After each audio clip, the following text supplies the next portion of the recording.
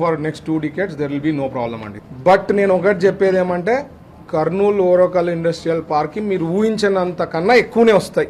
మీరు ఊహించేది ఒక 1000 కోట్లు అంటే 2000 అవుతుంది, లేకపోతే 3000 అవుతుంది. మీరు ఊహించినది 5000 అంటే అది 50,000 కూడా కావచ్చు. But we have a plenty of good scope. ఎందుకంటే ఇది ఒక రెడ్ జోన్లో అన్ని రకాల ప్లాన్స్ పెట్టేదానికి అవకాశం ఉంటుంది.